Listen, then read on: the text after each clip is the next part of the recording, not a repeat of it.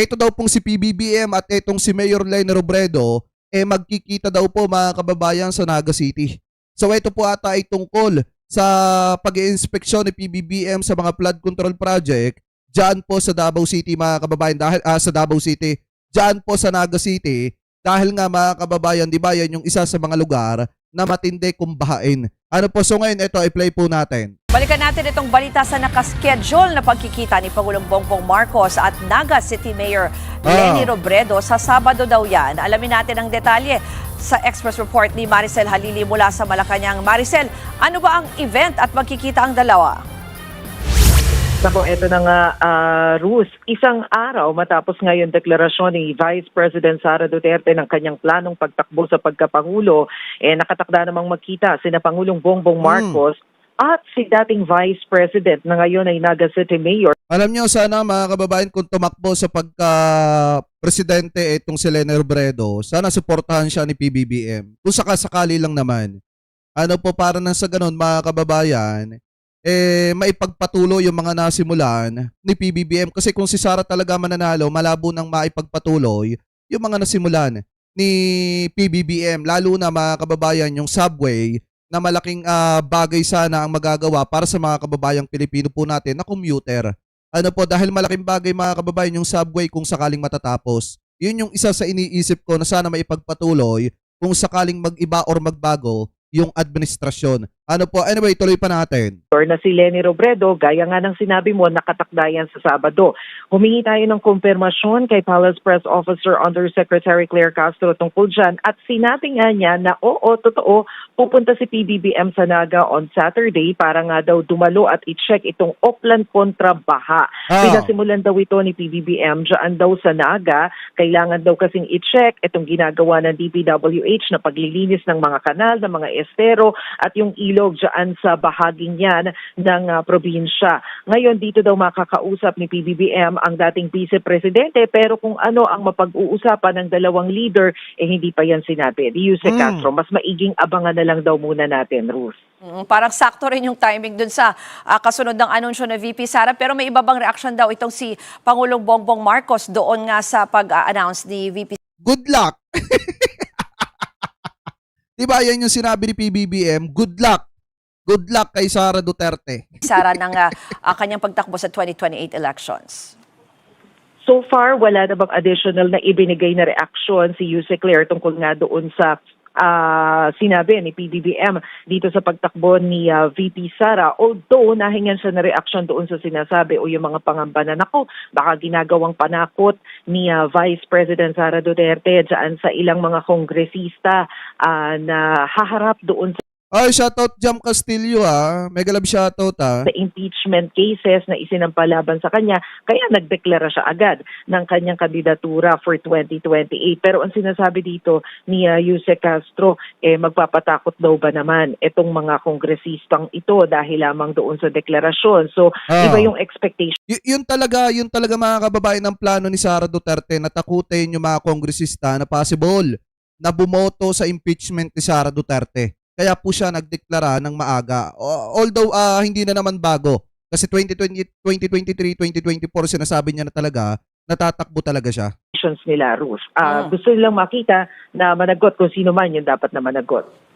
Isa pa, Mase, may anunsyo pala ang Malacanang dito sa bagong talagang NBI Director. Yes, kanina kinumpirma ni Yuse Castro na itinalaga na nga ni Pangulong Bongbong Marcos si Attorney Melvin Matibag bilang bagong direktor ng... Ay oo, alay ni Duterte yan mga kababayan.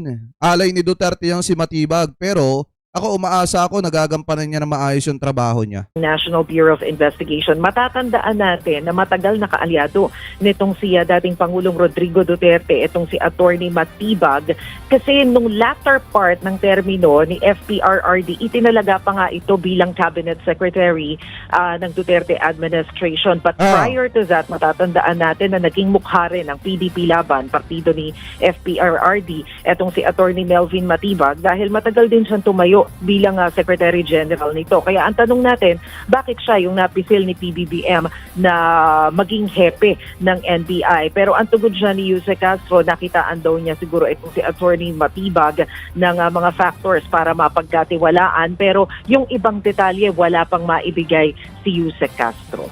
Pero grabe mga kababayan yung ano, no?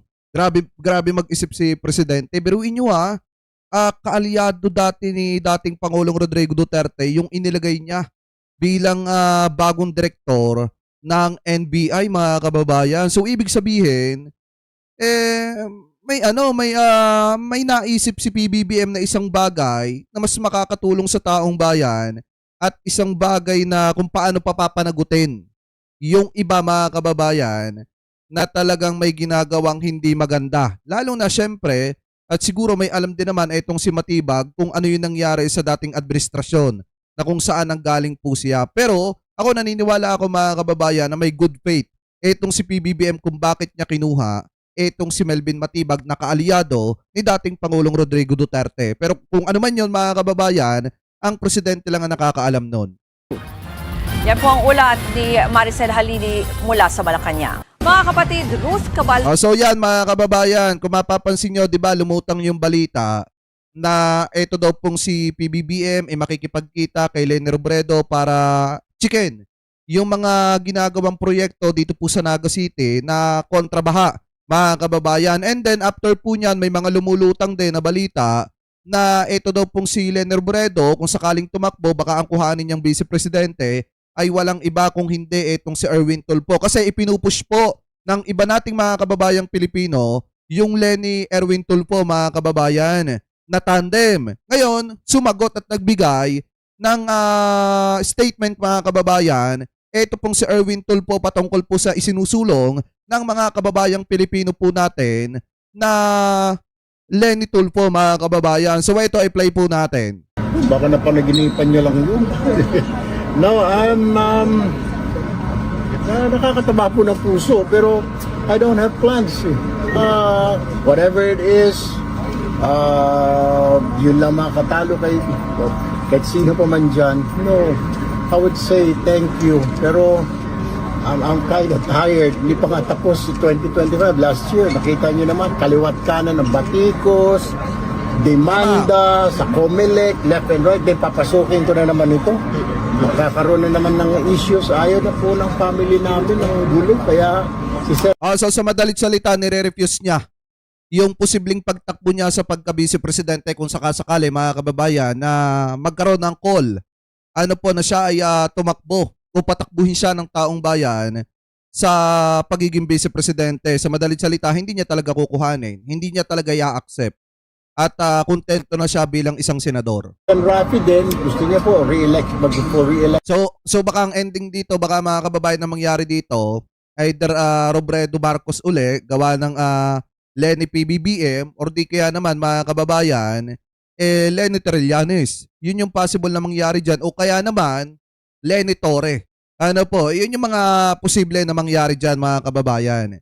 Dahil nga, alam naman natin, mga kababayan, na kapag si PBBM, hindi naman siguro pipili si PBBM na susunod o papalit sa kanyang posisyon na hindi ipagpapatuloy yung mga nasimulan niya. So ako, kung sino yung suportahan ni PBBM pagdating ng 2028, bagamat maaga pa ngayon para pag-usapan yan, ang maliwanag dito, sana yung papalit kay PBBM na susunod na leader, ipagpapatuloy yung mga nasimulan niya. Election na sa Senate, ako din po napag-usapan namin. I don't have plans to run for higher office. Ang hirap pala. I mean, kawawa yung family mo kung ano-ano, mga bashers, etc. Yung mga galit sa'yo, tapos may mga demanda, ang kukulit pa. Dinismiss na ng COMELEC, paulit-ulit ang demanda hanggang umakyat sa Supreme Court, at dinismiss din naman ng Supreme Court.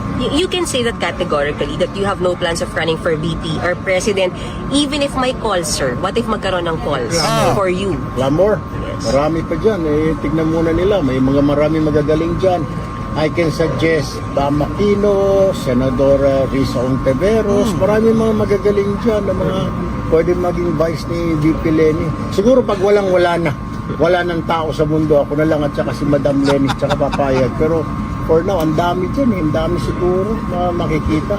Opinion lang Luwaton. po yun ng political analyst. Mapasalamat po sa political analyst, pero that's his opinion. Pero no po, we're tired. My family is tired na yung mga banat, mga akusasyon, investigasyon. Nakita niyo naman, 2025, liwat kanan hanggang sa nanalo na po ako, dinidemanda pa ako, pinapaimbestigahan. So no, Wala bang bearing yung mataas mong ranking sa nakaraang senatorial elections for you to rethink na baka pwede mong dalhin hanggang VP or presidente? na wala akong plan.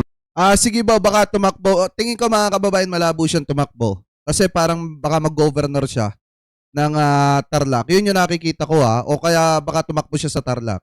Yun yung nakikita ko dyan mga kababayan. Mahirap. Kahit na sabihin natin nag-number 1 pa ito with all what happened last 2025, yung kaliwat kanan, ang atake, banat, kung sino-sino nagdidemanda, mga hindi mga kilala, kung sino ba itong tao na ito, dinidemanda ka. The usual na naman siguro yung mga issue na yan, di ba? Na mga citizenship, mga dynasty, etc. etc. Ganun na naman yung hahanapan at hahanapan ka ng butas. Pala I would say na thank you po siguro for the political analyst. Maraming salamat po. I'm not interested po, nor my brother Rafi he's not also interested. Marami pa po dyan. Doon po sa kanila sa liberal, marami pong mga magagaling. Tumingin ho muna sila siguro. Sir, isa na lang, have you made up your mind who to support for President? VP Lenny, VP Sara? Tignan ko muna yung mga performance nila. Yes! Ganto mga kababayan na lang. Alam nyo, napakaaga pa talagang pag-usapan yan sa ngayon. Pero kung sino man yung tatakbo na may magandang mandato, may magandang programa, at magaling sa debate mga kababayan, dyan tayo. Diba? Maaga pa sa ngayon maaga pa. Maaga pa pag-usapan yan. Pero kung sakaling ang maglaban nga mga kababayan ay si BP Lenny o kaya si Sara sa presidency, ipopromote ko dito si Leni Robredo mga kababayan. Kung sakali naman si Sara o kaya si Risa ang maglaban, ipopromote ko dito si Senator Risa Hontiveros, wag lang si Sara. Kasi kawawa po ang Pilipinas lalo na kapag ka nasa summit na. Alam niyo yon, kapag ka nasa mga nasa may bilateral summit na yan, talagang walang ibubuga ang Pilipinas pag si Sara. Tandaan niyo po yan mga kababayan. Yung simple nga ang pag-a-announce binabasa pa. Paano pa kaya kapag ka-presidente ka na? Tapos tatanungin ka on the spot, walang binabasa. Ano sasabihin mo doon? Nganga ka na lang, itok-itok? Hindi pwedeng ganun. Hindi pwedeng itok-itok kapag ka nasa bilateral summit ka. Paano ka makakakuha ng tiwala galing sa ibang mga bansa na posibleng maging kaalyado natin in the future? Kung ang alam mo lang na salita, itok-itok. Diba mga kababayan? Kaya nga, mas maganda kung sino yung pinakamagaling sa debate mga kababayan at pinaka-nangingibabaw at isa pa dyan, talagang gusto at sinusuportahan ng karamihan ng mga kababayang Pilipino po natin na may magandang programa, handang ipagpatuloy yung mga nasimulan ni PBBM, doon tayo. Ano po, kasi sa totoo lang, pag si Sara po talaga, kawawa ang Pilipinas. Pero maliwanag dito, nirefuse ni Senator Erwin Tulfo yung calling sa kanya ng ibang mga political analyst na siya yung possible na maging katandem ni Leni Robredo. At maliwanag dito na kontento na siya sa pagiging senador. Kasi nga yung naranasan po niya ng 2025 midterm election ay hindi po talaga biro. Maraming mga bumati ko sa kanya, marami po ang mga kumontra sa kanya at may mga nagdemanda pa nga sa kanya at ayaw na po niyang maranasan yon ng kanyang pamilya. Kasi ramdam niya na talagang pupunteriyahin siya pag tumakbo siya sa pagka-vice presidente. So ayaw na po niya nung ganon.